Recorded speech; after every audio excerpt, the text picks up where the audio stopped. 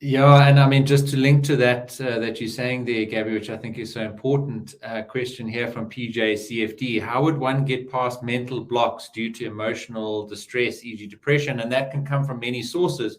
It can come from that sort of negative self-image in terms of whether you're not living up to your parents' expectation or your supervisor's expectation, or whether it's going to give you the results that you want, or whether you're going to pass or fail, etc. So it could be self-imposed. There could be other issues at play in someone's life. But, specifically with regards to a thesis, do you have any ideas around helping people get past mental blocks as per the question?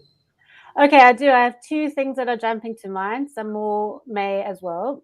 The one thing I would say is to, we spoke about the big project and breaking that into smaller chunks. I'm a big fan of then breaking those smaller chunks into even smaller chunks so that, if you're writing a chapter, you kind of know the sorts of things you're going to have to write in that chapter. So, you're going to need within a, 4,000 word chapter, you're going to need 1,000 words on the context of penguins in Cape Town. And then, you're going to need just to look at penguins on Robben Island. So that's actually a very small thing. So you go off and spend some time just looking at the penguins on Robben Island, which is not as overwhelming as like everything, researching everything and having to write a whole chapter. But it's just something small and contained. And if you do that, you get a small win, and then you've done something, you've made progress, and it's cool. The ball is rolling. That is success, and that is progress and a win. So that would be one thing I have to suggest. Focus on something very small and do that thing. And I think that we create these like positive feedback loops as we start succeeding and achieving. So that would be one thing that I'd say. And then the second thing I would say is like there are some small wins that you can do, which don't require too much brain work. I actually wrote about this on a blog post, or I posted about it. Things to do when you really can't write, because sometimes you can't.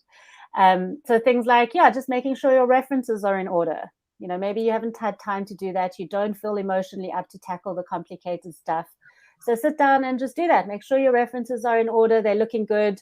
That is a win. It's a small win, and you can tick that off. Maybe getting to know a piece of software that you're not familiar with that you're going to use. Maybe if you're doing a qualitative analysis and you need to use something like NVivo, park yourself in front of your computer and spend 2 hours watching videos that are going to help you understand how to use NVivo. That's not the complex, difficult writing work, but it is a win, and you can tick that off and say, I'm doing something towards my thesis. So I think that helps. It's just putting in those small things that you can do and achieve, and then starting to feel the success of achieving them, because that's winning. I also said to a client the other day, whatever you're doing, you're winning if you're still working on your thesis.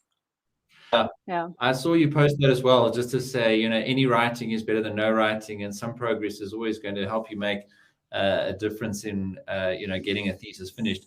I wanted to just build on the 2 points that we've been talking about. The one was planning, and then the other one was using an aspect of planning in terms of sort of, keeping tasks active that you can jump between, depending on your emotional state, depending on what you can work on, maybe work waiting for supervisors, as we've heard for somebody else. Have tasks available that you can quickly switch in and out of. And then just to your point around watching videos, I just wanted to mention, just from a planning and an implementation point of view, this a video lesson that I've got in my academic performance course, where I sort of really took the last 6 months of my PhD, and I sort of mapped out, of those 6 months, what were those individual tasks. And in my course, I teach then exactly what you've been saying, Gabby, around breaking out, per week, what I knew I needed to get done to stay on track. And when I hit those emotional sort of roadblocks, I was able to keep going back to this plan. And I actually put it up, on my cupboard so that I saw it every day when I got up. And I was encouraged, hopefully, by some of the work that I'd done the previous day, but then also the work that I knew I needed to focus on for that coming week. So in this lesson, in the course, which I make available to everybody, I sort of just talk through that process of using a plan to stay motivated and quite diligent about getting your work done.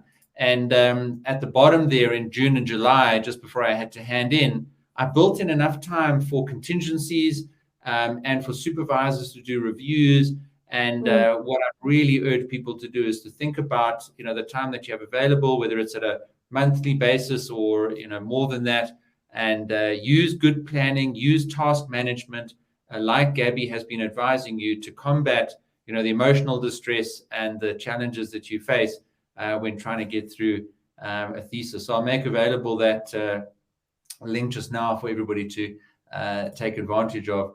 We had a couple of great questions here as well. Tandile asks, hello, great information here. I'm Tandile, final year undergraduate student in maths and computer science. Is it possible to complete a PhD within a 1 year period? Okay, I've got a one-word answer to that question, but I'd love to hear Gabby's. I doubt it. I doubt it. Mine was a 3-word answer. What was yours, Peter? No. Yeah. Look, I think the thing about a PhD is that you're having to make a unique and new contribution to human knowledge. I mean, that sounds very scary, but you've got to be doing something that no one else has actually done before. You've got to be saying something entirely new. And it takes a surprise, with all the nonsense that we all talk in here every day, it takes a surprisingly long time to actually be able to conceive of, find the gap, find how you want to find out that thing, and then articulate that thing. Yeah, I don't think that would be possible within a year.